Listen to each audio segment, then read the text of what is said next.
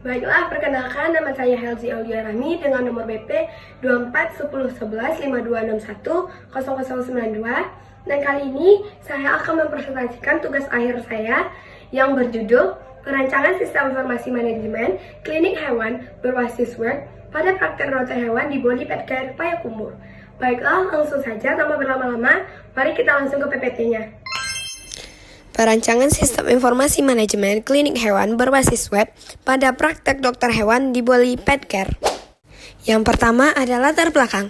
Meningkatnya jumlah masyarakat yang memelihara hewan peliharaan menyebabkan kebutuhan terhadap layanan kesehatan juga semakin meningkat.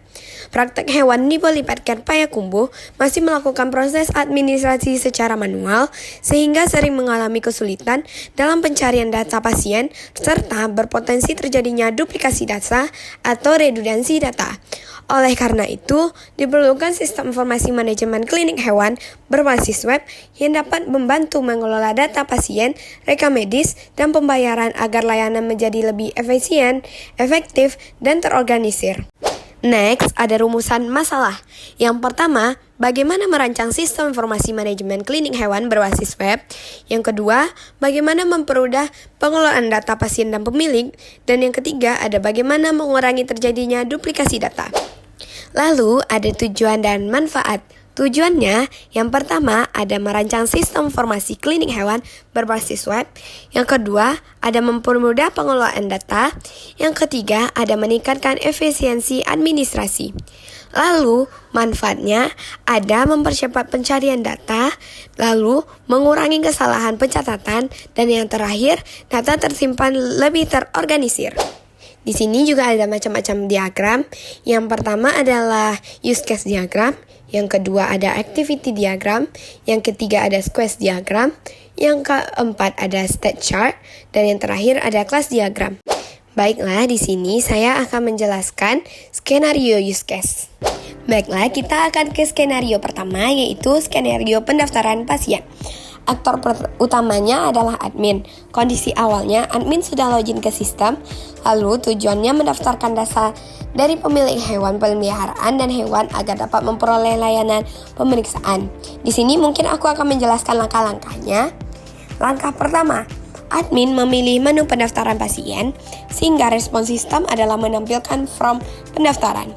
Langkah kedua adalah admin mengisi data pemilik seperti nama, alamat, nomor HP, lalu respon sistem akan memvalidasi data pemilik.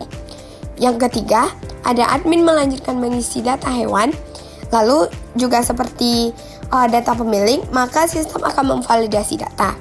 Yang keempat, admin menekan tombol simpan sehingga sistem akan menyimpan ke database.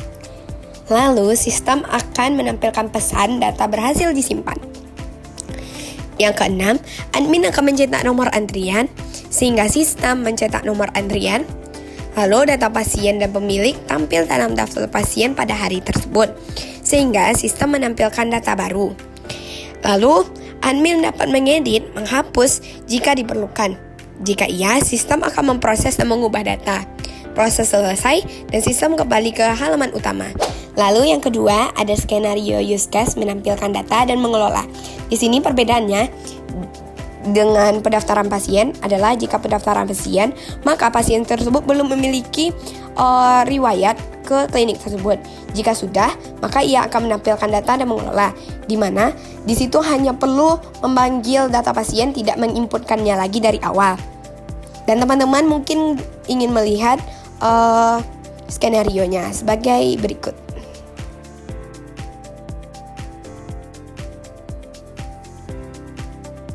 Lalu skenario use case rekam medis dan teman-teman bisa melihatnya.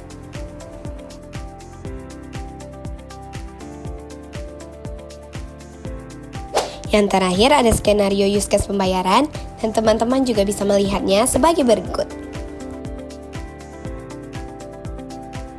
Oke, kita akan lanjut ke diagram use case. Nah, di sini kita memiliki 3 aktor. Yang pertama ada admin, dokter hewan, dan kasir.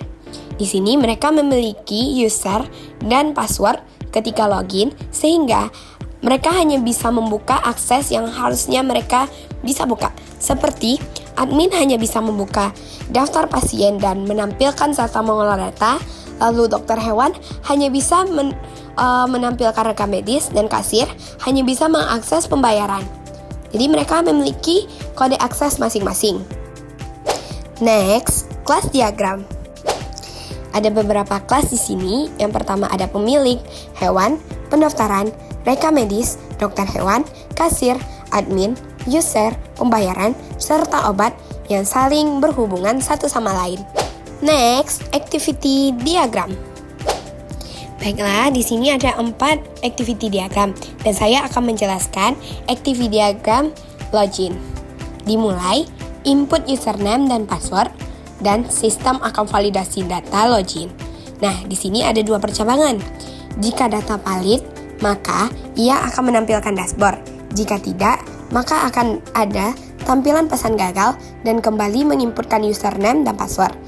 Namun, jika tampilan dashboard sudah keluar, maka sistem selesai. Yang kedua, ada activity pendaftaran pasien.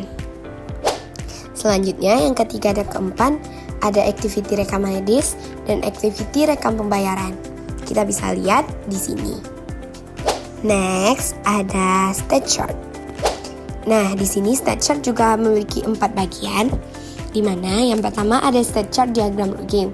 Kita mulai, halaman login, entry tampilan form login, do menggunakan input username dan password, exit kirim data login.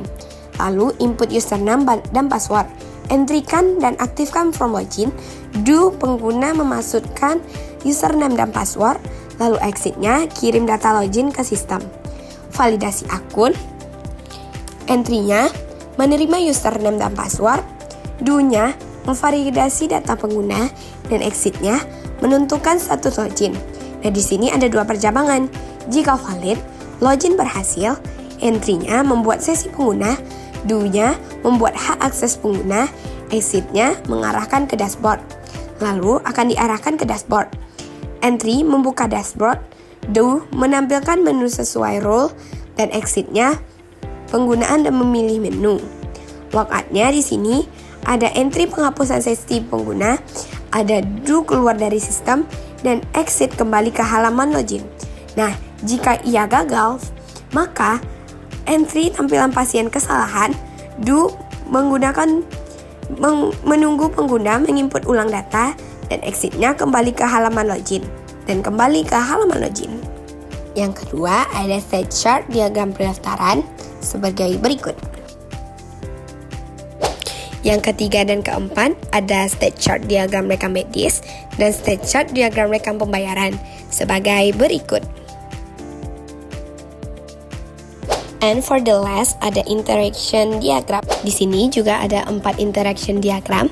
Yang pertama ada diagram login, di mana admin akan input username dan password ke sistem, sehingga sistem akan mencek data user ke database.